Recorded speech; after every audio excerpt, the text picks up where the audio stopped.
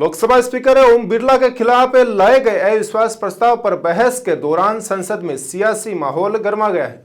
बता दें, बहस के दौरान ओवैसी ने बड़ा बयान देते हुए कहा कि संविधान के अनुच्छेद 93 में लोकसभा में डिप्टी स्पीकर का पद अनिवार्य बताया गया है, लेकिन लंबे समय से यह पद खाली पड़ा है।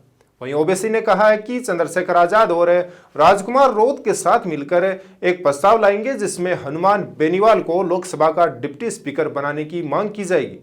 उन्होंने यह भी कहा है कि इस प्रस्ताव में पप्पू यादव का समर्थन मिलने की उम्मीद जताई जा रही है।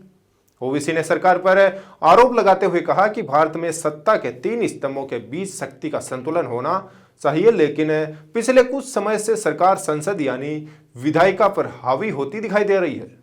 उन्होंने कहा कि आज संसद की स्वतंत्रता समाप्त होती जा रही है और स्पीकर की कुर्सी पर भी सरकार का प्रभाव बढ़ता नजर आ रहा है।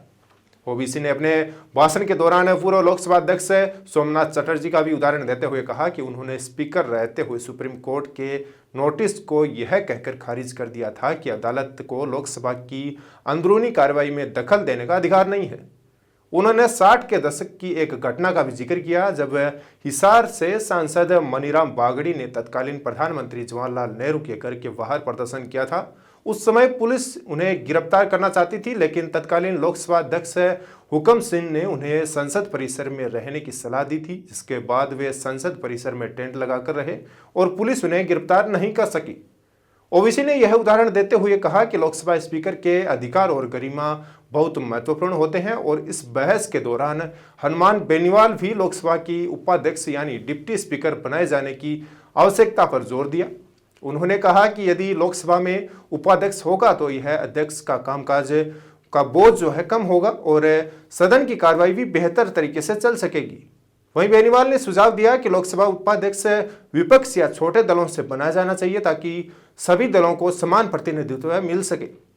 उन्होंने यह भी कहा कि स्पीकर की जिम्मेदारी होती है कि वे सभी दलों के सांसदों के साथ बराबरी से व्यवहार करें, लेकिन एक सांसद वाली पार्टी और निर्दलीय सांसदों की स्थिति कई बार ऐसी हो जाती है जैसे अंतर्राष्ट्रीय राजनीति में बड़े देशों के बीच भारत जो है तटस्थ स्थिति में रहता है।